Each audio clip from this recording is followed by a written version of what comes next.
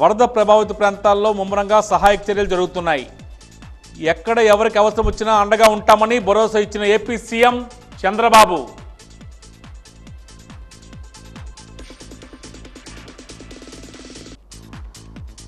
విజయవాడ వరద బాధితులకు విజయనగరం జిల్లా నుండి సహాయం.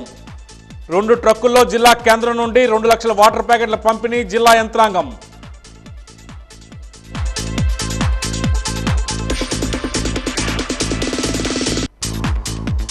అక్షర జ్ఞానాన్ని అందించే అపర బ్రహ్మ గురువు. జ్ఞానం అనే దివ్యను వెలిగించేది గురువు. రేపు గురు పూజ దినోత్సవం సందర్భంగా వాజీ ప్రత్యేక కథనం.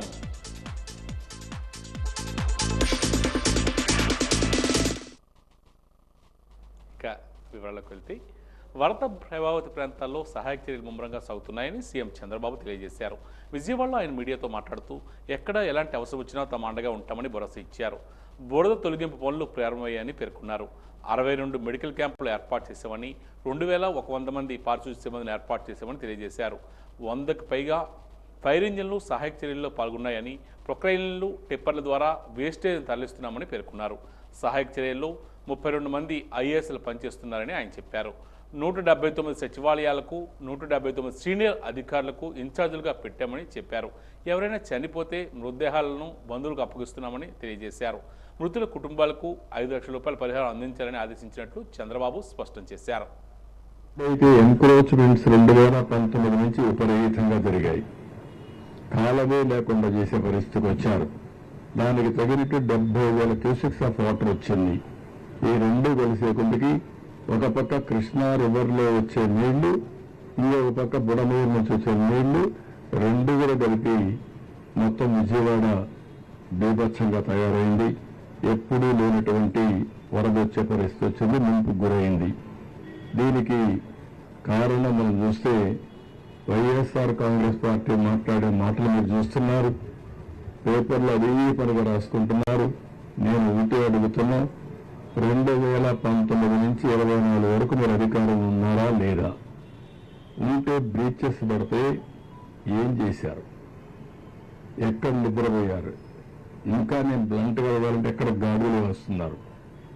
అలాంటి తప్పుడు పనులు చేసి మళ్ళా బురదోళన కార్యక్రమం, నీచమైన కార్యక్రమం. ఈ ప్రభుత్వం వచ్చి 80 రోజులైంది. ఇంత మనకు కూడా 2 సార్లు ఇవ్వనరుగా వస్తే నిర్లక్ష్యం జరిగింది. మనందరం కూడా ఆలోచించుకోవాల్సిన అవసరం ఉంది. కృష్ణా రివర్ కంటే చాలా మంది అనుకుంటున్నారు కృష్ణా వల్ల ఫ్లడ్స్ వచ్చాయని.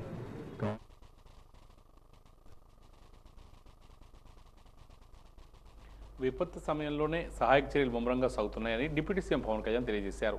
అమరావతిలో నిర్వహించిన మీడియా సమావేశంలో ఆయన మాట్లాడారు.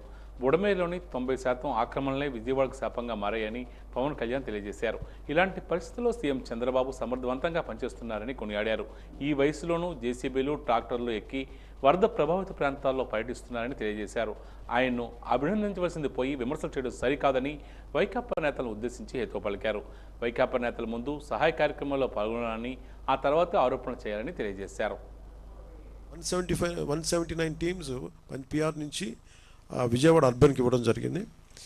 అలాగే 685 టీమ్స్ ఎక్కడైతే ఏ ప్రాంతాల్లో దెబ్బతున్నాయో 685 టీమ్స్. దీంట్లో ఒక పంచాయత్ సెక్రటరీ, ఒక 3-4 ప్లంబర్స్, ఒక టెక్నీషియన్, ఒక ఎలక్ట్రీషియన్, వీళ్ళందరూ ఉంటారు. ఇట్లా 6 మంది టీమ్ తోటి, 5 to 6 మెంబర్ టీమ్ తోటి 685 టీమ్స్ని వేసి ఎక్కడైతే మన ఇబ్బందిగా ఉన్నాయో, ఎక్కడైతే దెబ్బతిన్నారో ఆ ప్రాంతాలన్నిటికీ వీళ్ళు ఈ నాన్ ఎఫెక్టెడ్ ప్రాంతాల నుంచి ఆ టీమ్స్ని తీసుకున్నారు. అలాగే మనకి గోదావరి జిల్లాల్లో కూడా వరద ముంపు ఉండే అవకాశాలు ఉన్నాయి కాబట్టి అసలు అటు నుంచి మూవ్ చేయకుండా ఈ వరద లేని ప్రాంతాల జిల్లాల నుంచి మట్టుకు తెప్పించి దీన్ని నిరంతరం మన కృష్ణతేజ గారు దీన్ని ముందుకు తీసుకెళ్తా ఉన్నారు. దీన్ని మానిటర్ చేస్తూ ఉన్నారు.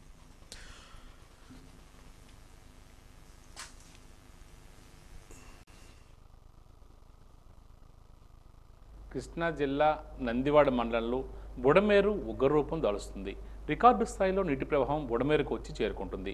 గత 30 ఏళ్లలో బుడమేరు ఎన్నడూ ఇంతటి ఉధృతంగా ప్రవహించలేదని ముప్పు ప్రాంతాల ప్రజలు చెబుతున్నారు. పుట్టగుంటలో 4 కిలోమీటర్ల మేర రోడ్డుకి ఇరువైపులా వరద నీరు చొచ్చుకు వచ్చింది. అనేక గ్రామాలకు బాహ్య ప్రపంచంతో సంబంధాలు పూర్తిగా తెగిపోయాయి. అరిపిరాలతో అత్యంత ప్రమాద స్థితిలో బుడమేరు ప్రవాహం ఉంది. బొడమేరకు పడిన గండ్లు పుడిచివేత కార్యక్రమాలను పర్యవేక్షించవలసిందిగా మంత్రి లోకేష్ను సీఎం చంద్రబాబు ఆదేశించారు. నారా లోకేష్ వెంటనే రంగంలోకి దిగి అక్కడ పరిస్థితులను పరిశీలించారు, అధికారులతో సమీక్షించారు.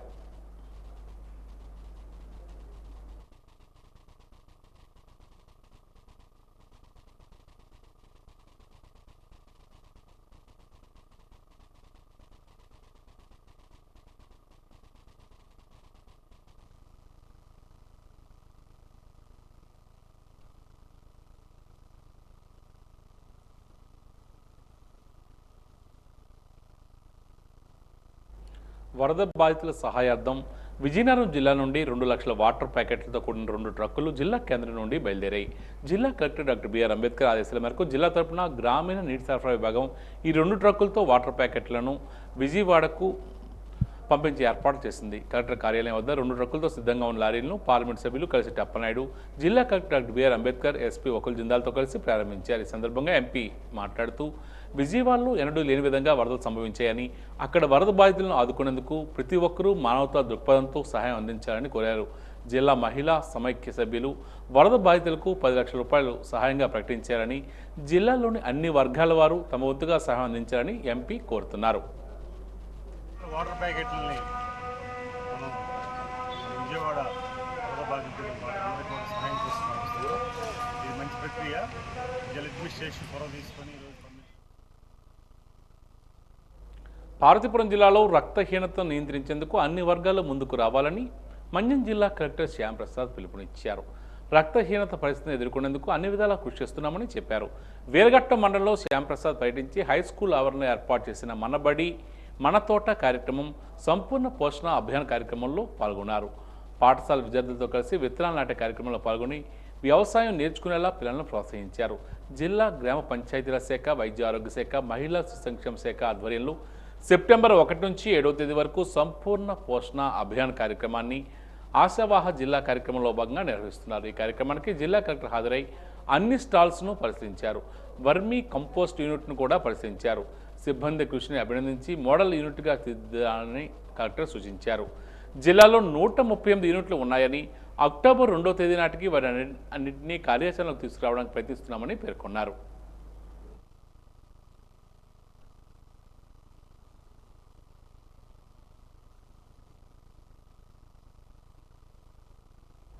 భీమిలి మండలం చిట్టివలసలోని అంగన్వాడీ కేంద్రాన్ని విశాఖ జిల్లా కలెక్టర్ హరీందర్ ప్రసాద్ ఆకస్మికంగా సందర్శించారు. అక్కడున్న చిన్నారులతో ముచ్చటించారు. సేవలను, స్థానిక పరిస్థితులను పరిశీలించారు. పిల్లల సంఖ్య, వారి కల్పిస్తున్న కనీస సౌకర్యాలపై నిర్వాహకులను జిల్లా కలెక్టర్ అడిగి తెలుసుకున్నారు. ఈ క్రమంలో గర్భిణీలకు జిల్లా కలెక్టర్ చేతుల మీదుగా పోషణ కిట్లు అందజేశారు. నెలల చిన్నారికి ఐసిడిఎస్ అధికారులతో కలిపి అన్నప్రసన్న చేశారు. ఈ పర్యటనలో భాగంగా అంగన్వాడీ కేంద్రం ద్వారా అందుతున్న సేవలపై ఆరా తీసిన కలెక్టర్ రికార్డులను కూడా తనిఖీ చేశారు.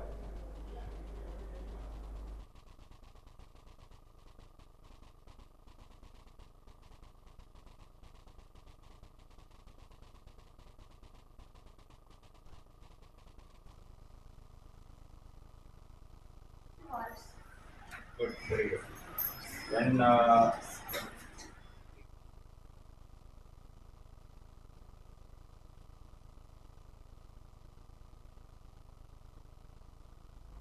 మంచితనానికి మహాభాష్యం ఆయన, మానవత్వానికి మరో రూపం అతను. తాను చేస్తున్న పనికి న్యాయం చేయడంలో, తనను నమ్ముకున్న వారికి సహాయం చేయడంలో బాలా శంకరుడు అతను. సిటీ కేబుల్ సీనియర్ న్యూస్ రీడర్గా, రిపోర్టర్గా సేవలందించిన మహాభాష్యం శంకర్ మృతికి సంతాపం తెలియజేస్తుంది వాజీ ఛానల్. సిటీ కేబుల్ ప్రారంభంలో న్యూస్ రీడర్గా ప్రయాణం ప్రారంభించి రిపోర్టర్గా ఎంతో పేరు సంపాదించుకున్న సిటీ కేబుల్ శంకర్ తర్వాత తన ప్రయాణంలో మార్పులు చేసుకున్న వాజీతో ఉన్న బంధాన్ని కొనసాగిస్తూనే వచ్చారు. అమ్మవారి సిరిమాను ప్రత్యక్ష ప్రసారంలో వ్యాఖ్యాతగా కూడా ఆయన అందించిన సేవలు మరో లేనివనే చెప్పాలి. నేడు ఆయన భౌతికంగా మనకు దూరమైన ఆయన జ్ఞాపకాలు, ఆయన పరిచయాలు ఆయన్ను మర్చిపోనివ్వనే చెప్పాలి. మహాభాష్యం శంకర్ మరణం తెలని లోటనే చెప్పాలి. ఆయనకు శ్రద్ధాంజలి ఘటిస్తుంది మీ వాజీ ఛానల్.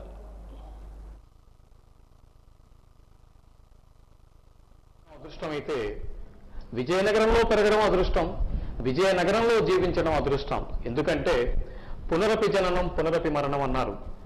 మళ్ళీ మళ్ళీ పుట్టడం, మళ్ళీ మళ్ళీ చావడం, జనన మరణ బంధం అంతులేని అనుబంధం. పెరిగేటప్పుడు ఏడుపు, సంసారం ఈదలేక ఏడుపు, కోరిక తీరకుంటే ఏడుపు, నాది దూరమైతే ఏడుపు, నా అన్నవాళ్ళు చీదరిస్తే ఏడుపు, రోగాలొస్తే ఏడుపు, ముసలితనం వస్తే ఏడుపు, చివరికి మరణించేటప్పుడు ఏడుపు. ఈ జనన మరణ చక్రం విడుదల కావాలంటే ఆ మోక్షప్రదాయిని పైడితల్లి శరణ కోరుదాం, జీవన్ముక్తులవుదాం. ఓ భక్తుడా ఆలోచించు అని అమ్మ అంటోంది. ఏమని? నీ జీవన లక్ష్యాన్ని సాధించు. బాధలు భయాలు ఎప్పుడు ఉండేవే, కష్టాలు నష్టాలు తరచూ వస్తూ ఉండేవే. ఎవరి జీవితానికైనా ఎత్తుపల్లాలుంటాయి, ఎంతటి వారికైనా లాభ నష్టాలు కలుగుతూ ఉంటాయి. విజయాల గుబాలింపులు, లాభ నష్టాలు, వైఫల్యాల చీదరింపులు సహజాతి సహజం. సత్కారాలు, చీత్కారాలు, పురస్కారాలు, తిరస్కారాలు, ప్రశంసలు, విమర్శలు సర్వసాధారణమని తెలుసుకోవాలి. వెలుగుని చూసి పొంగిపోకు, చీకటిని చూసి భయపడకు. పగలు రాత్రి ఉంటేనే దినం, సుఖ దుఃఖాలుంటేనే జీవితం. ఏకాకిగా వచ్చావు, ఏకాకిగా వెళ్ళిపోతావు. ఏ తోడు లేకుండా ఉదయించావు, ఏ తోడు లేకుండా అస్తమిస్తావు. పుట్టుక ముందు మనకు చరిత్ర లేదు, గతించాక ఏమీ తెలియదు. మధ్యనున్నదే జీవితం. జ్యోతిలా ప్రకాశించాలన్నా, పుష్పంలా పరిమళించాలన్నా, జీవించాలి జీవన జ్యోతిగా ఉన్నా నీకు అండగా ఉంటుంది అమ్మ. కాబట్టి ప్రతి ఒక్కరూ కూడా ఆధ్యాత్మికంగా అమ్మ సేవలు తరించండి. తప్పకుండా అమ్మ ఆశీస్సులు మనందరిపై ఉంటుంది, మన రాజ్యంపై ఉంటుంది, మన రాష్ట్రంపై ఉంటుంది, అలాగే మన ఊరిపై ఉంటుంది. ప్రతి ఒక్కరూ కూడా అమ్మ సేవలు తరిస్తున్నారు. మహాభాష్యం శంకరం గారి మరణ వార్త మనసుని కలిచివేసింది. ప్రముఖ పాత్రికేయులు అమ్మవారికి అక్షర నీరాజనం సమర్పించినటువంటి మహావ్యక్తి. ఆయన మరణం విజయనగరానికి ఒక తీరని లోటు. ఎందుకంటే సుమారుగా 25 ఏళ్ళు నాన్నగారితో కలిపి ఆయన వ్యాఖ్యానం ఆకాశ పథానికి అమ్మవారి పాదాలకి చేరిందనే చెప్పాలి. అలాగే ఆ తర్వాత నేను కూడా ఈ వ్యాఖ్యానం చేయడానికి నన్ను ప్రోత్సహిస్తూ నాన్నగారి స్థానంలో మీరు ఉండాలి, మీరు కూడా అలా చెప్పాలి అని నన్ను కూడా ఆయన ఎంతో ప్రోత్సాహం ఇచ్చినటువంటి మహనీయుడు. ఈరోజు నేను అన్ని గ్రూపుల్లోనే ఆయన తాలూకా మరణ వార్తను చూసి చాలా దిగ్భ్రాంతికి లోనయ్యాను. ఇది నిజంగా చాలా చాలా చాలా విషాదకరమైన వార్త. భగవంతుడు ఆ కుటుంబానికి మంచిగా వాళ్ళని ఆ దుఃఖం నుంచి తేరుకునేటట్టుగా చేయాలని, అమ్మవారి పదాలకు, అమ్మవారి యొక్క సన్నిధికి ఆయన ఆత్మ ప్రశాంతంగా వెళ్ళాలని, ఆ కుటుంబానికి శాంతి చేకూర్చాలని మనస్ఫూర్తిగా కోరుకుంటున్నాను. జర్నలిజంలో మాతో పాటు సమకాలీకుడిగా పనిచేశారు. సిటీ కేబుల్ కూడా కొన్నాళ్ళు పనిచేశారు. జర్నలిజానికి నిబద్ధతతో పనిచేయడంలోనూ, నిజాయితీగా వార్తలు రాయడంలోనూ ఆయన మంచి పేరు సంపాదించుకున్నారు. పాత తరం జర్నలిస్టులు ఆయన చాలామందికి ఈ తరం జర్నలిస్టులకు మార్గదర్శనం చెప్పాలి. ఏ ఆరోపణలు కానీ ఏమీ లేకుండా అందరితో సరదాగా చిరునవ్వుతూ ఉంటూ మంచి జర్నలిజాన్ని సమాజానికి అందించిన వారిలో ఆయన కూడా విజయనగరం ప్రముఖుల్లో ఒకరు. ఆయన లేని లోటు విజయనగరం జర్నలిజానికి చాలా ఉంటుందనే చెప్పాలి. కొంతకాలంగా ఆయన బయట ప్రాంతాలు ఉంటున్నారు. అయినప్పటికీ మన ఎన్నికల్లో ఆయన కలిసిన తర్వాత చాలా విషయాలతో షేర్ చేసుకున్నాము. విజయనగరం ఎన్నికల్లో ఆయన స్వామి గారి తరఫున మళ్ళీ పనిచేయడానికి వచ్చారు.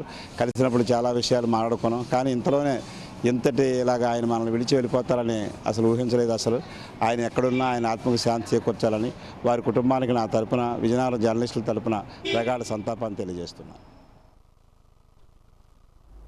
కన్నవారు నడక నేర్పితే గురువు నడత నేర్పుతాడు. భౌతిక బాటలు వేసే బాల్యాన్ని తీర్చిదిద్దే గురువు భగవంతుడే. అక్షర జ్ఞానాన్ని అందించే అపర బ్రహ్మ. గురుదేవులు జ్ఞానమనే దివ్యను వెలిగించి ఆ వెలుగులో మన వ్యక్తిత్వ వికాసాన్ని పెంపొందించి సరికొత్త జీవితాన్ని అందిస్తాడు. ఉపాధ్యాయుడంటే అభినయవేత్త కావడం, సృజనాశీలి కావడం, అత్యంత వ్యామోహంతో తన వృత్తి పట్ల అంకితం కావడం. రేపు గురు పూజా దినోత్సవం సందర్భంగా మీ వాజీ ఛానల్ అందిస్తున్న ప్రత్యేక కథనం మీకోసం. అజ్ఞాన తిమిరంలో విజ్ఞాన జ్యోతులు వెలిగించేది గురువు. ఉపాధ్యాయుడంటే అభినయవేత్త కావటం, సృజనశీలి కావటం, అత్యంత వ్యామోహంతో తన వృత్తి పట్ల అంకితం కావటం. అటువంటి ఉపాధ్యాయుడు మరణించడు. తెల్ల కాగితాలు లాంటి పిల్లల మనసులకు అక్షరమే అంటుకుంటాడు. శిష్యుల నుంచి శిష్యులలోకి జ్ఞానమే ప్రవహిస్తూనే ఉంటాడు. నవ్య సమాజానికి మార్గదర్శి, దిక్సూచి గురువు. అధ్యయన వైశాల్యం, దృక్పథంలో శాస్త్రీయత, పరిపక్వ అవగాహన, లోతైన ఆలోచన మూర్తిభవించిన ఆచార్యుల కోసం ప్రస్తుతం అంజనం వేసి వెతకాల్సిన పరిస్థితి. మర్రి విత్తనం వేస్తే వేప చెట్టు మొలవదు. బడుల చుట్టూ సుడుల సమస్యలు తిరుగుతున్నంతకాలం సంక్షోభం ఎక్కడిదక్కడే ఉంటుంది. విద్యార్థులను మేలుకొల్పడం కోసమే పుట్టినట్లు, అదే తమ పరమావధి అన్నట్లు, దానికోసమే జీవితాన్ని అంకితం చేసినట్లు ఒక దీక్షలా ఉపాధ్యాయ వృత్తిని కొనసాగించిన మూల విరాట్టులు ఈ శుభవేళ సంస్మరణీయులు. బాలికలకు చదువెందుకని ప్రశ్నించిన చోట కేవలం వారి కోసమే 5 పాఠశాలను స్థాపించిన సావిత్రిబాయి పూలే మన దేశంలో బాలికల కోసం పాఠశాలను ప్రారంభించి పాఠాలు చెప్పిన తొలి టీచర్ సావిత్రిబాయి పూలే. ఆమె ఆదర్శ ఉపాధ్యాయురాలు. ఆకుపచ్చని పచ్చిక బయళ్లను తరగతి గదులుగా మార్చి శాంతినికేతనాన్ని స్థాపించిన రవీంద్రనాథ్ ఠాగూర్ ఆదర్శ ఉపాధ్యాయుడు. ఆయన స్థాపించిన అక్షర క్షేత్రం విశ్వవిద్యాలయంగా మారింది. ఆయన సంకల్పం నోబెల్ బహుమతిని సంపాదించి పెట్టింది. హృదయాకాశాన్ని ఆవరించిన చీకటిని తొలగించుకొనగలిగే శక్తి సొంతం చేసుకున్న మహామనీషి. మూగ బధిరులకు జీవన విద్య నేర్పించిన మహోన్నత ఉపాధ్యాయి అన్నే సల్లివన్. మూగ బధిర విద్యార్థులకు చదువు చెప్పిన మొట్టమొదటి వ్యక్తి అన్నే సల్లివాన్. 20 ఏళ్ల వయస్సులోనే ఉపాధ్యాయురాలిగా మారిన ఆమె యొక్క శిష్యురాలే ప్రపంచ ప్రసిద్ధ రచయిత్రి హెలెన్ కెల్లర్. విద్యార్థులలో జిజ్ఞాసను ప్రేరేపించటమే మంచి గురువు చేయాల్సిన పని అనే సత్యాన్ని నమ్మి ఆచరణలో పెట్టిన మరియా మాంటిస్సోరీ. తొలి మహిళా వైద్యురాలుగా గుర్తింపు పొందిన మరియా మాంటిస్సోరీ 1907లో రోమ్లో నూతన విద్యా విధానాన్ని ప్రవేశపెట్టి దానిని మాంటిస్సోరీ విద్యా విధానంగా గుర్తింపు పొందే స్థాయికి ఎదిగింది. తరగతిని సత్యాలను నిగ్గు తేల్చే గోదాలుగా తీర్చిదిద్దిన జైమ్ ఎస్కలాంట్ వంటి వారు ఆదర్శ గురువులు. గురుతర బాధ్యత కలవాడే నిజమైన గురువు. ఓం శ్రీ గురుభ్యో నమః అంటూ గురువును తలుచుకుంటూ పనిని ప్రారంభించే సంస్కృతి మనది. ఆచార్య దేవోభవ అంటూ ఆచార్యునికి పెద్దపీట వేసే సంప్రదాయం మనది. సామాన్య ఉపాధ్యాయుడు చెబుతాడు, మంచి ఉపాధ్యాయుడు విశదీకరిస్తాడు, మెరుగైన ఉపాధ్యాయుడు నిరూపిస్తాడు, గొప్ప ఉపాధ్యాయుడు ప్రేరేపిస్తాడు. తల్లిదండ్రుల తర్వాత గురువునే పూజిస్తాము. సర్వేపల్లి రాధాకృష్ణన్ వంటి గురువులు నేటి సమాజానికి అవసరం. తల్లిదండ్రులు జన్మనిస్తే గురువు జీవితాన్ని ఇస్తాడు. దేశాన్ని నేలే రాజైనా సరే గురువుకు పాదాభివందనం చేయాల్సిందే. గురు పూజా దినోత్సవం సందర్భంగా మార్గదర్శకంగా నిలిచిన గురువులకు వాజీ ఛానల్ అభినందిస్తోంది.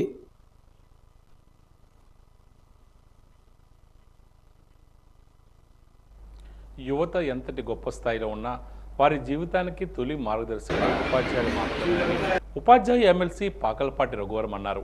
డాక్టర్ సర్వేపల్లి రాధాకృష్ణ జయంతి సందర్భంగా మాతృభూమి సేవా సంఘం, ప్రైవేట్ స్కూల్ టీచర్స్ అసోసియేషన్ ఆధ్వర్యంలో స్థానిక గురజాడ గ్రంథాలయంలో జరిగిన ఉపాధ్యాయులు సేవా సంస్థల ప్రతినిధులకు జరిగిన సత్కార సభలో ఆయన మాట్లాడుతూ ప్రస్తుత పరిస్థితుల్లో ఉపాధ్యాయులకు విపరీతమైన ఒత్తిడి పెరిగిందని, ఎక్కువ శాతం విద్యార్థులు సెల్ ఫోన్ మాయలో పడి భవిష్యత్తు నాశనం చేసుకుంటున్నారని ఆవేదన వ్యక్తం చేశారు. లోక్సత్తా పార్టీ రాష్ట్ర అధ్యక్షుడు బిశెట్టి బాబ్జీ ఈ సందర్భంగా మాట్లాడుతూ సర్వేపల్లి రాధాకృష్ణ జీవిత చరిత్రను విద్యార్థులకు అర్థమయ్యేలా చెప్పాలని, ప్రైవేటు విద్యా సంస్థలను పనిచేసే ఉపాధ్యాయుల భద్రత కోసం ప్రభుత్వం ప్రత్యేక ఏర్పాట్లు చేయాలని, దేశం కోసం ప్రాణత్యాగం చేసిన వారి జీవిత చరిత్రను కూడా ప్రాథమిక విద్య నుండి విద్యార్థులకు తెలియజెప్పే ఏర్పాట్లు ప్రభుత్వం చేయాలని కోరారు.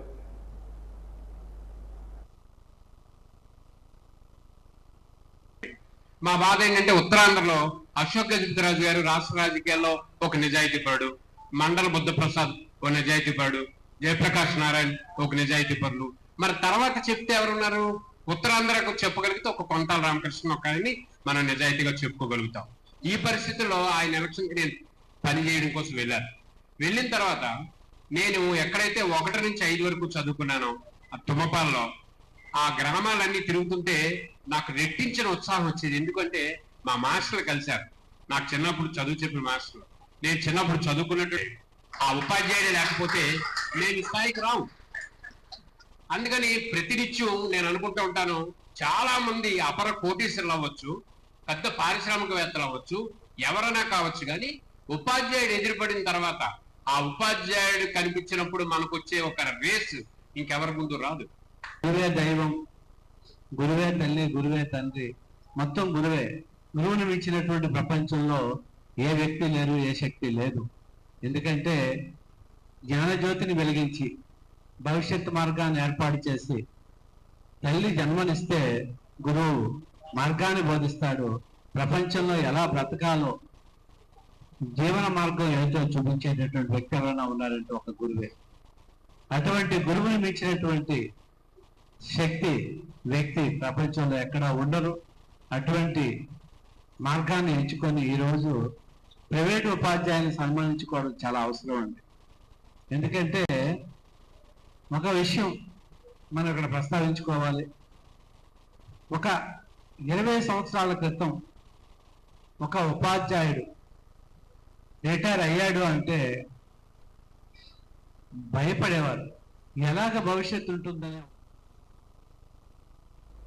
ఆంధ్రప్రదేశ్ రాష్ట్రంలో భారీ వర్షాల వల్ల ఏర్పడ్డ వరద ప్రమాదాన్ని జాతీయ విపత్తుగా ప్రకటించాలని, కేంద్ర రాష్ట్ర ప్రభుత్వాలు తక్షణమే ముప్పు ప్రాంతాల బాధితులను ఆదుకోవాలని, అన్ని విధాలా సహాయ సహకారాలు అందించాలని సిపిఎం జిల్లా కార్యదర్శి రెడ్డి శంకరరావు డిమాండ్ చేశారు. మానవతా దృక్పథంతో ప్రజలు సహాయం చేయాలని విజ్ఞప్తి చేశారు. ఈరోజు విజయనగరంలో విజయవాడ వరద బాధితుల సహాయార్థం సిపిఎం పార్టీ నిధి వసూలు చేపట్టింది. ఈ కార్యక్రమంలో సిపిఎం జిల్లా కమిటీ సభ్యులు రమణమ్మ, జగన్మోహన్ తదితరులు పాల్గొన్నారు.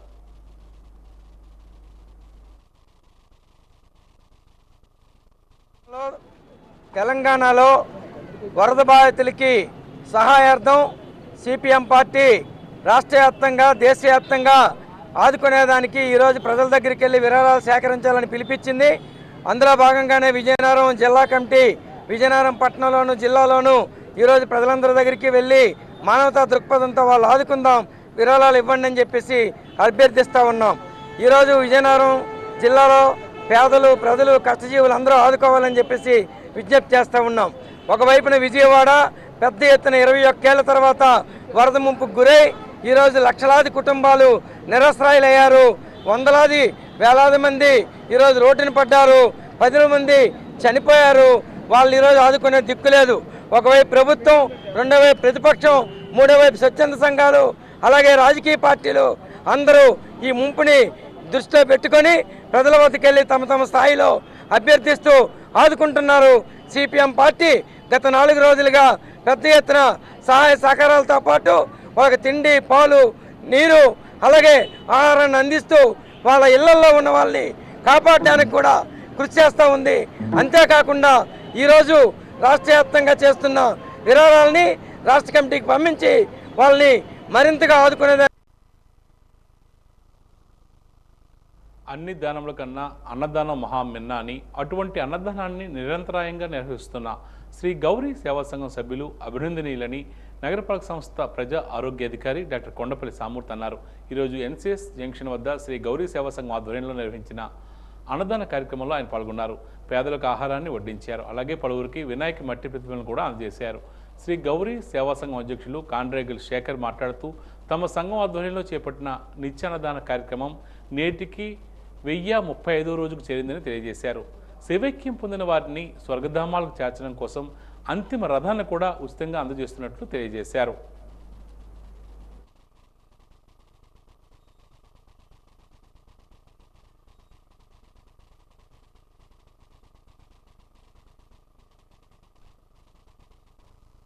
మనకి ఎన్సిఎస్ దగ్గర ఫుడ్ కోర్ట్స్ ఏవైతే పెట్టామో ఆ ఫుడ్ కోర్ట్స్ లో ఒక దాంట్లోని ఈ గౌరీ సేవా సంఘం వాళ్ళు ప్రతిరోజు మధ్యాహ్నం ఒక 100 మంది వరకు ఉచిత భోజనాలు అవి ఏర్పాటు చేశారండి. అంటే లైక్ ఇది చాలా మంచి కార్యక్రమం. అన్నదానం అనేది ఉన్న అన్నిటిలో ఒకటి. అండ్ పెట్టే ఫుడ్ కూడా చాలా క్వాలిటీగాను, అంటే లైక్ 2 రకాల కూరలు అలా ఇలాగా స్వీట్, అరటిపండు ఇవన్నీ పెడుతున్నారు. క్వాలిటీ కూడా బాగా మెయింటైన్ చేస్తున్నారు. రోజుకి సుమారుగా ఒక 100 మంది వరకు పెడుతున్నారండి భోజనాలు. అండ్ మనకి వినాయక చవితి సందర్భంగా ఇప్పుడు మళ్ళీ మట్టి వినాయకుడు కూడా విగ్రహాలు కంపెనీ కూడా పెట్టారు వీళ్ళు. అండ్ ఈ మట్టి వినాయకుడు అనేది మనం plaster of Paris, artificial colours ఇవన్నీ లేకుండా మట్టి విగ్రహాలు అవి అందరూ వాడాలని, పర్యావరణం కాపాడాలని కోరుకుంటున్నాం. Thank you. అందరికీ ఆత్మ బంధువు లాంటి వాడు, కానీ బంధువు కాదు. అతను రాకపోతే మనకు పని జరగదు. అలాగని మన ఇంటి పనుడు కాదు. అతను రాకపోతే కొంతమందికి కాఫీ కూడా సహించదు. అలాగని అతను వంటవాడు కూడా కాదు. అతను తెచ్చే న్యూస్ పేపర్ కోసం ప్రతి ఒక్కరూ ఎదురు చూస్తారు. జాతీయ పేపర్ బాయ్ దినోత్సవం సందర్భంగా వాజీ అందిస్తున్న ప్రత్యేక కథనం. నగరంలో ఏం జరిగింది, రాష్ట్రంలో ఏం జరిగింది, దేశంలో రాజకీయ విశేషాలు ఏమిటి, నిన్న ఇండియా పాకిస్తాన్ మ్యాచ్ ఎవరు గెలిచారు, ఇలా ఏ విషయం తెలుసుకోవాలన్నా సగటు మనిషి సమాచారం కోసం పేపర్ చదువుతారు. వేడివేడిగా కాఫీ తాగుతూ పేపర్ చదవడం మధ్యతరగతి మనిషితో పాటు చాలామందికి నిత్య జీవితంలో అలవాటుగా మారింది. అలా వేడిగా వాడిగా వార్తలు చదవాలంటే దాన్ని క్యారీ చేసే పేపర్ బాయ్ గురించి ఎదురు చూడాలి. సూర్యుని కంటే ముందుగా నిద్రలేచి దూర ప్రాంతాల నుంచి వచ్చిన పేపర్ను కట్టలుగా కట్టి సుదూర ప్రాంతాలకు తరలించేవాడు పేపర్ బాయ్. ఎంతోమంది నిరుద్యోగులు లేదా చిరుద్యోగులు పార్ట్ టైం జాబ్ కింద న్యూస్ పేపర్ వేస్తుంటారు. మరిన్ని వివరాల్లోకి వెళితే 1833లో బెంజమిన్ డే అనే వ్యక్తి స్ప్రింగ్ ఫీల్డ్లో పబ్లిషర్గా ఉండేవాడు. అప్పట్లో న్యూయార్క్ సిటీలో ది సన్ అనే పత్రికను ఆయన నడిపేవారు. ఆయన తొలిసారిగా బార్నే ప్లేహర్టీ అనే వ్యక్తిని పేపర్ బాయ్గా నియమించాడు. అతనే మొట్టమొదటి పేపర్ బాయ్గా చరిత్రలో నిలిచాడు. ఆయన గుర్తుగా ప్రతి ఏటా జాతీయ పేపర్ బాయ్ దినోత్సవం జరుపుకుంటారు. 1833లో ప్రారంభమైన ది సన్ అనే పత్రిక 1950 వరకు ప్రచురితమైంది. పేపర్ బాయ్లుగా పనిచేసి చరిత్రలో నిలిచిన ప్రముఖులు ఎందరో ఉన్నారు. వాల్ట్ డిస్నీ 1911 జూలైలో తన తండ్రి ప్రచురించిన పత్రిక ఆదివారి సంచికను 600 మంది ఇంటికి అందించారు. అమెరికా కేబినెట్ మంత్రిగా వ్యవహరించిన Martin Luther king junior Atlanta journal constitution అనే పత్రికకు పేపర్ బాయ్గా పనిచేశారు. అమెరికాకు చెందిన బాస్కెట్బాల్ దిగ్గజం ఎరల్ మన్రో చిన్న వయసులో పేపర్ బాయ్గా పనిచేశారు.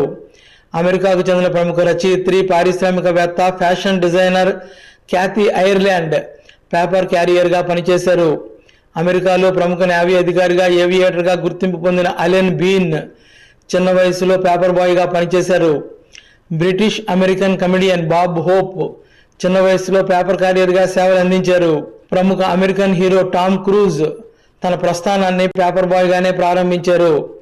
American business magnate Warren Buffett తన జీవన ప్రస్థానాన్ని పేపర్ బాయ్గానే మొదలుపెట్టారు. ప్రముఖ అమెరికన్ సినీ నిర్మాత డేవిడ్ లించ్ తన జీవనయానాన్ని పేపర్ బాయ్గానే ప్రారంభించారు. అంతెందుకు మన దేశానికి రాష్ట్రపతిగా సేవలు అందించిన అబ్దుల్ కలాం తొలి రోజుల్లో పేపర్ బాయ్గానే పనిచేశారు.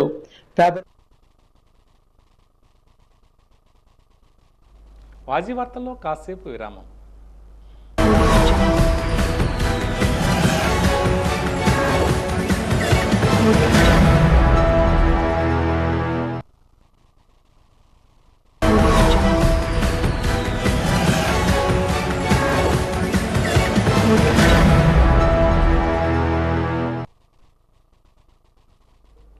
పైడితెల్లమ్మవారి దేవాలయంలో చదురుగుడి హుండీలను లెక్కించారు. 30 రోజులకు గాను నగదు 10,56,233 రూపాయలు, బంగారం 13 గ్రాముల 800 మిల్లీగ్రాములు, వెండి 98 గ్రాములు మాత్రమే వచ్చింది. అన్నదానం నందు హుండీ తెరవగా 30 రోజులకు గాను 9,419 రూపాయల ఆదాయం వచ్చింది. American dollar 1, Malaysia 50 ringgit, United Arab Emirates 10 dirhams విదేశీ కరెన్సీ నోట్లు వచ్చాయి. హుండీల లెక్కింపుకు పర్యవేక్షణ నిమిత్తం శ్రీ రామస్వామివారి దేవస్థానం రామతీర్థం సహాయక కమిషనర్ మరియు కార్యనిర్వహణాధికారి వై శ్రీనివాసరావు తదితరులు హాజరయ్యారు.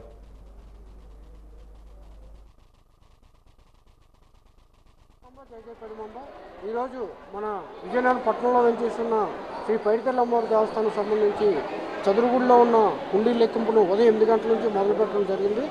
ఈ లెక్కింపు కార్యక్రమానికి పర్యవేక్షణాధికారిగా రామతీర్థం సహాయ కమిషనర్ మరియు కార్యనిర్వహణాధికారి శ్రీ వై శ్రీనివాసరావు గారు ఇచ్చేస్తున్నారు. అదేవిధంగా ఇన్స్పెక్టర్ లక్ష్మి గారు కూడా వేయించేసి ఉన్నారు. ఈ లెక్కింపు కార్యక్రమంలో మన విజయనగరం సేవా సమితి సభ్యులు కూడా పాల్గొని ఉన్నారు. ఈ అమ్మవారి హుండీలను ప్రస్తుతం లెక్కింపు కార్యక్రమం జరుగుతుంది. బ్యాంక్ అధికారులు చెక్ చేసిన తర్వాత మీకు ఈ హుండీల ద్వారా ఎంత వచ్చింది అనేది మీకు తెలియపరచడం జరుగుతుంది. అదేవిధంగా అమ్మవారి హుండీల ద్వారా ముడుపులు కూడా వచ్చినాయి. బంగారం, వెండి ఆభరణాలు కూడా భక్తులు సమర్పించి ఉన్నారు. ఈ మనకి విదేశీ కరెన్సీ ద్వారా అమెరికా $1 మనకి అమ్మవారి హుండీల ద్వారా వచ్చింది. అదేవిధంగా మలేషియా 50 రిమ్స్ వచ్చినవి. అదేవిధంగా యునైటెడ్ అరబ్ ఎమిరేట్స్ 10 దిరమ్స్ ఈ నోట్లు వచ్చినాయండి. 3 మనకి ఫారిన్ కరెన్సీ వచ్చింది. అదేవిధంగా మన వనంగుల్లో ఉన్న ధర్మహుండీలు కూడా ఇప్పుడే లెక్కించడం జరుగుతుంది. స్థానిక ప్రభుత్వ డిగ్రీ కళాశాలలో విద్యార్థులకు సరిపడగా క్లాస్ రూములు లేకపోవడం చాలా బాధాకరమని ఎస్ఎఫ్ఐ జిల్లా అధ్యక్షుడు రాము ఆవేదన వ్యక్తం చేస్తున్నారు. ఈరోజు కోట జంక్షన్ వద్ద నిరసన చేపట్టారు. విజయనగరం జిల్లా కేంద్రంలో ఉన్నటువంటి ప్రభుత్వ డిగ్రీ కళాశాల ఏర్పాటై దాదాపు 6 సంవత్సరాలైనా ఇప్పటి వరకు సొంత బిల్డింగ్ లేకపోవడం చాలా బాధాకరమైన విషయమని తెలియజేశారు. అవసరమైన తరగతులు లేకుండా విద్యార్థులు ఎలా చదువుకుంటారని ప్రశ్నిస్తున్నారు. టీడీపీ నాయకులు తాము అధికార పార్టీలో ఉండి సమస్యను పరిష్కరించకుండా కలెక్టరేట్లో వినతి పత్రాలు ఇస్తూ ఉంటే సమస్యలు ఎవరు పరీక్షిస్తారని ప్రశ్నించారు. 2019లో ప్రభుత్వ డిగ్రీ కాలేజీ మంజూరైంది. మంజూరై 5 సంవత్సరాలు గడిచినప్పటికీ కూడా ఇంకా ప్రభుత్వ డిగ్రీ కాలేజీకి సొంత భవనం ఏర్పాటు చేయలేదు. 450కి పైబడి విద్యార్థులు ఈరోజు ప్రభుత్వ డిగ్రీ కాలేజీలో చదువుతూ ఉన్నారు. సాంస్క్రిట్ కాలేజీ ఒక పూట, డిగ్రీ కాలేజీ ఒక పూట క్లాసులు నిర్వహిస్తూ ఉన్నారు. జిల్లా వ్యాప్తంగా రాష్ట్ర వ్యాప్తంగా డిగ్రీ కాలేజీలకు 2 పూటలు క్లాసులు నిర్వహిస్తూ ఉంటే ఈరోజు ప్రభుత్వ డిగ్రీ కాలేజీలో ఒక పూట నిర్వహిస్తూ సిలబస్ని ఏ రకంగా కంప్లీట్ చేయగలరని చెప్పేసి ఎస్ఎఫ్ఐగా ప్రశ్నిస్తూ ఉన్నాం.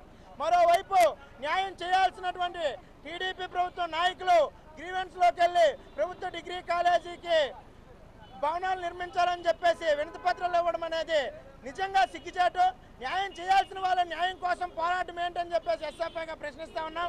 ఎప్పటికైనా సరే ఏదైతే విద్యార్థులు చదువుతూ ఉన్నారో ప్రభుత్వ డిగ్రీ కాలేజీలకి ఒకవైపు విద్యార్థులు ఎక్కువ మంది ఉన్నా భవనాలు లేవు, మరోవైపు విద్యార్థులు తక్కువ మంది ఉన్నారని చెప్పేసి స్కూల్స్ కాలేజీలు మూసేస్తూ ఉన్నారు.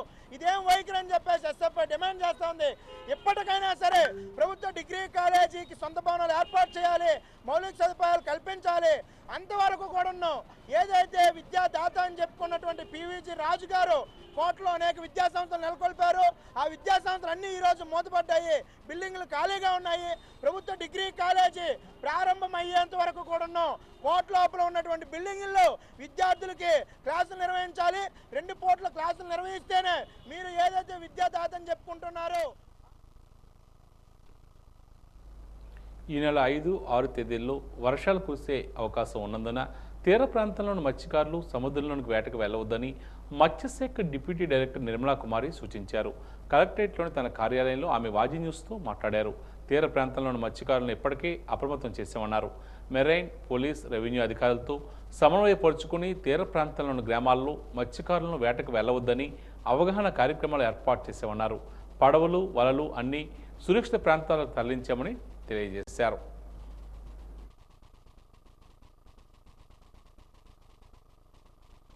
గౌరవనీయులు కలెక్టర్ గారు నిన్న వీసీలో 5, 6 తారీఖుల్లో కూడా మరలా ఒక సైక్లోన్ వస్తుందని చెప్పేసి చెప్పడం జరిగింది. దానికి కూడా మేము అన్ని ఏర్పాట్లు కూడా చేస్తున్నాము.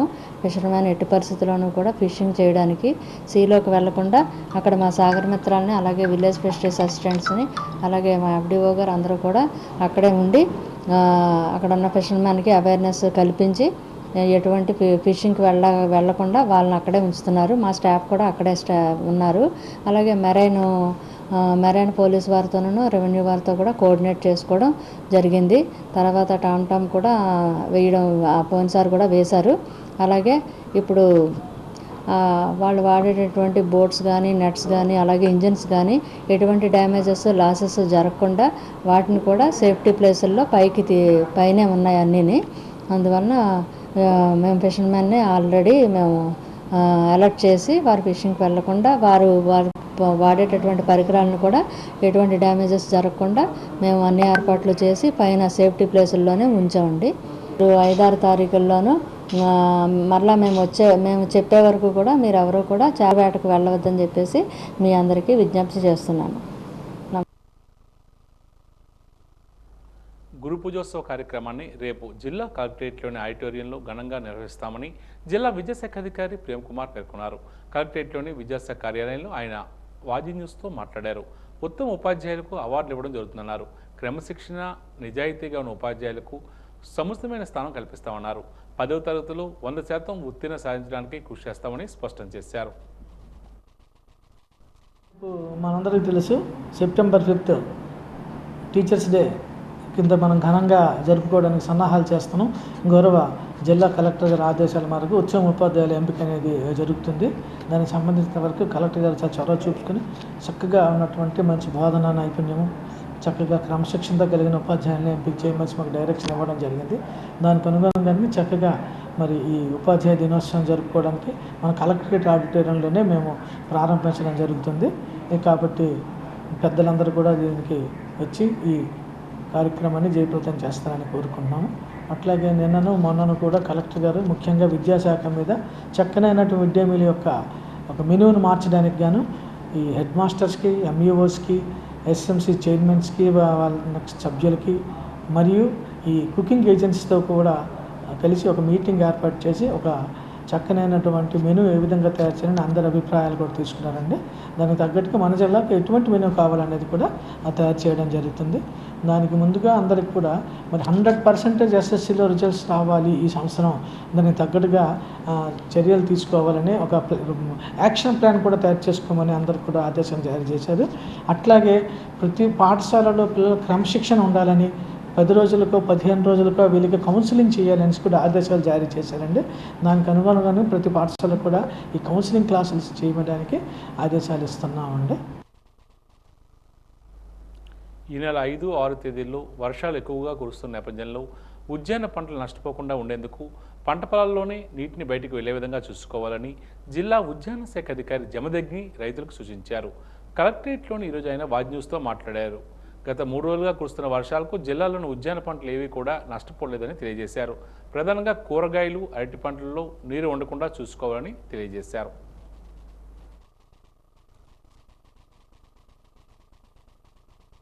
మనకి రీసెంట్గా పడిన వర్షాల వల్ల ఏ రకమైన నష్టమేం జరగలేదు.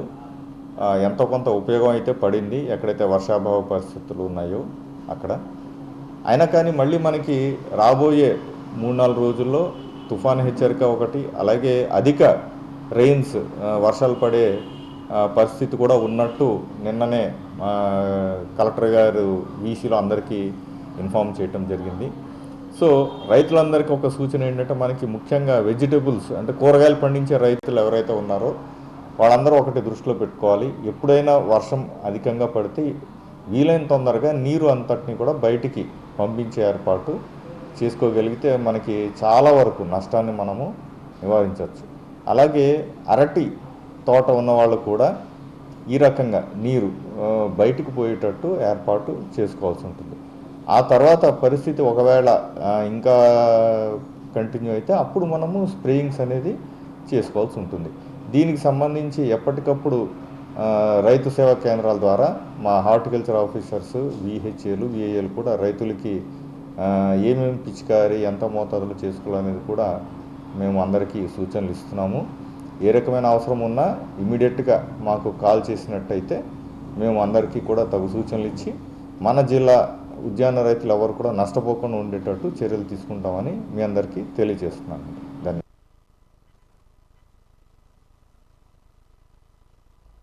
ఒక దేశ అభివృద్ధి ఆ దేశ విద్యా విధానం మీద, ఆ దేశంలో గల అక్షరాస్యతపైన ఆధారపడి ఉంటుంది. అంతర్జాతీయ అక్షరాస్యత దినోత్సవం సందర్భంగా వాజీ అందిస్తున్న ప్రత్యేక కథనం. అక్షరాస్యత అంటే చదవడం, రాయడం పట్ల అవగాహన కలిగి ఉండడం. నిరక్షరాస్యత అంటే చదవడం, రాయడం రాదు అని అర్థం. 1965వ సంవత్సరం నవంబర్ 17వ తేదీన యునెస్కో ఆధ్వర్యంలో విద్యాశాఖ మంత్రుల సమావేశం జరిగినప్పుడు అంతర్జాతీయ అక్షరాస్యత దినోత్సవం గురించి తొలిసారి చర్చ జరిగింది. 1966వ సంవత్సరం నుండి సెప్టెంబర్ 8వ తేదీన ప్రపంచవ్యాప్తంగా అక్షరాస్యత దినోత్సవం జరుపుకుంటున్నారు. నిరక్షరాస్యతను తొలగించాలంటే వయోజన విద్యను ప్రోత్సహించాలి. ప్రపంచవ్యాప్తంగా 781 మిలియన్ల మందికి కనీస అక్షర జ్ఞానం లేదు. ప్రతి 5గురిలో ఒకరికి, ప్రతి 3 మహిళలు ఒకరికి అక్షరాస్యత లేకపోవడం శోచనీయం. యునెస్కో 1990వ సంవత్సరాన్ని అక్షరాస్యత సంవత్సరంగా ప్రకటించింది. 2003-2012 మధ్య గల కాలాన్ని అక్షరాస్యత దశాబ్దంగా ప్రకటించింది. భారతదేశంలో యువత అక్షరాస్యత 91.66% ఉంది. అక్షరాస్యతలో ప్రపంచంలో పరిశీలిస్తే తొలి స్థానాన్ని చైనా కైవసం చేసుకుంది. మన దేశంలో వివిధ రాష్ట్రాల విషయానికి వస్తే తొలి స్థానంలో కేరళ అత్యధికంగా 94% అక్షరాస్యత కలిగి ఉంది. ఆంధ్రప్రదేశ్ రాష్ట్రంలో అక్షరాస్యత 67.02%గా ఉంది. అక్షరాస్యత అంటే సాంప్రదాయకంగా భాషను ఉపయోగించుకునేందుకు అవసరమైన చదవడం, రాయడం, వినడం, మాట్లాడడం అనే 4 ప్రాథమిక అంశాలు తెలుసుకోవడాన్ని అక్షరాస్యతగా చెప్పుకోవచ్చు. అయితే మనిషి దైనందిన జీవితంలో ఈ రాయడం, చదవడం మాత్రమే అక్షరాస్యత కాదని, అక్షరాస్యత అంటే మనిషి గౌరవం, అవకాశాలు, అభివృద్ధి గురించి చెప్పటమే నిజమైన అక్షరాస్యత అని మరికొంతమంది పెద్దలు చెబుతూ ఉంటారు. ఉన్నతమైన జీవనానికి, ప్రపంచంలో అన్ని రంగాల్లో ముందుకు సాగేందుకు విద్య, విజ్ఞానం ఎంతో అవసరం. స్వాతంత్రం వచ్చి ఇన్నాళ్ళు గడుస్తున్న 65% అక్షరాస్యతనే మనం సాధించగలిగామంటే చాలా బాధాకరం. ఈ సందర్భంగా విద్య యొక్క ప్రాముఖ్యతను ఉపాధ్యాయులు ఎంతో మంది వివరించారు. అందరూ చదివినప్పుడే గ్రామం యొక్క అభివృద్ధి జరుగుతుంది. ప్రతి వ్యక్తి జీవితానికి విద్య ఎంతో వెలుగునిస్తుంది. విద్య అంటే కేవలం పాఠ్యపుస్తకాలు బట్టి పట్టడం కాదు. ఈ సమాజంలో బతికేందుకు అవసరమైన జ్ఞానాన్ని సంపాదించుకోవడం అక్షరాస్యత కిందకు వస్తుంది. మన దేశంలో అక్షరాస్యత ప్రస్తుతం 77.7% ఉండగా పురుషుల అక్షరాస్యత 84.7% ఉంది. మహిళల అక్షరాస్యత 70.3% ఉంది. 7 ఏళ్ల వయసు కంటే ఎక్కువ ఉన్న వారు ఏదో ఒక భాషలో చదవడం, రాయడం వస్తే వారిని అక్షరాస్యులుగా పరిగణించవచ్చు. 1951లో 18.3% ఉన్న అక్షరాస్యత 2022 నాటికి 77.7% పెరిగింది. మొదట్లో అక్షరాస్యత విషయంలో లింగ వివక్ష కూడా అధికంగా ఉండేది. దానిని కూడా క్రమక్రమంగా దాటుకుంటూ వస్తున్నప్పటికీ ఆడపిల్లల్లో అక్షరాస్యత ఇంకా పెరగాల్సిన అవసరం ఎంతైనా ఉంది. 1961 నాటికి కేవలం 15.4% మంది మహిళలు అక్షరాస్యులుగా ఉండగా 1971 నాటికి 22%, 2001 నాటికి 53.7%, 2022 నాటికి 70% మంది మహిళలు అక్షరాస్యులుగా మారారు. విద్య జ్ఞానాన్ని పెంపొందిస్తుందనే నినాదాన్ని బలంగా అందరిలోకి తీసుకువెళ్తే అక్షరాస్యత పెరుగుతుందని అనడంలో సందేహం లేదు. జిల్లాలో గల 3 చిల్డ్రన్ హోమ్స్లోనూ సౌకర్యాలు మెరుగుపరిచేలా చర్యలు తీసుకోవాలని ఐసిడిఎస్ పీడీ శాంతకుమారి పేర్కొన్నారు. ఐసిడిఎస్ కార్యాలయంలో ఈరోజు సంబంధించిన అధికారులతో ఆమె సమావేశం నిర్వహించారు. గైబ్నారం, బొబ్బిలి, విజయనగరం చైల్డ్ హోమ్లోని స్ట్రెంత్ ఎంతమంది, వారికి కావాల్సిన సౌకర్యాలు ఎలా ఉన్నాయి అనే విషయాలపై ఆరా తీశారు. ఐసిడిఎస్ అధికారులతో సమన్వయపరిచి బాలల గృహాలను మరింత అభివృద్ధి చేస్తామని స్పష్టం చేశారు.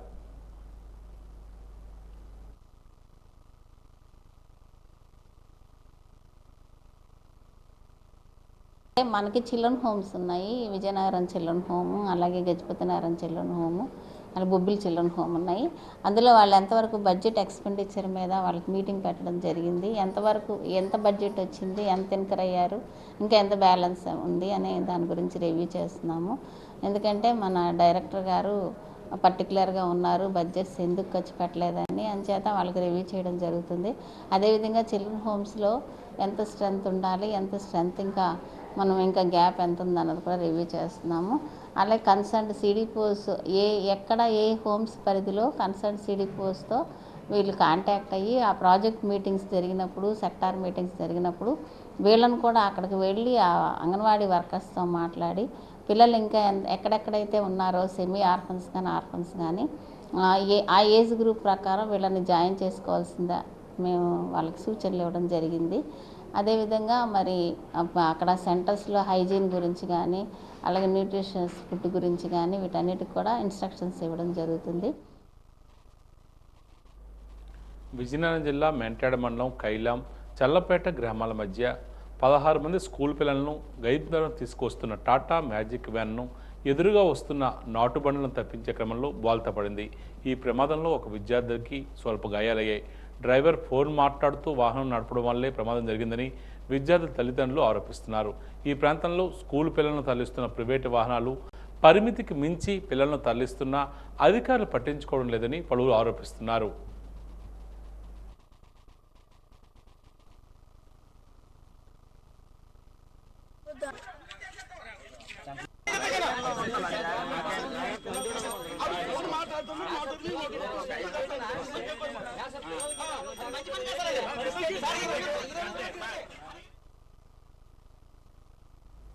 ఇక ఈనాటి వాజీ వార్తలు ముగించే ముందు ముఖ్యాంశాలు మరోసారి.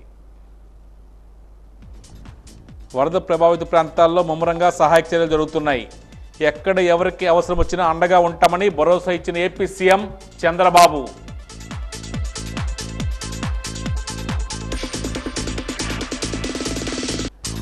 విజయవాడ వరద బాధితులకు విజయనగరం జిల్లా నుండి సహాయం.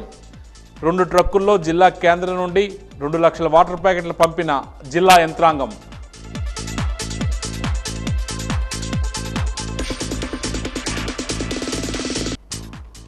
అక్షర జ్ఞానాన్ని అందించే అపర బ్రహ్మ గురువు.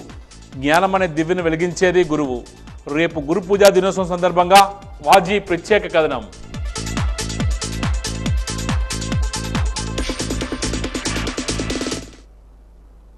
వాజీ వార్తలు ఇంతటితో సమాప్తం. నమస్కారం.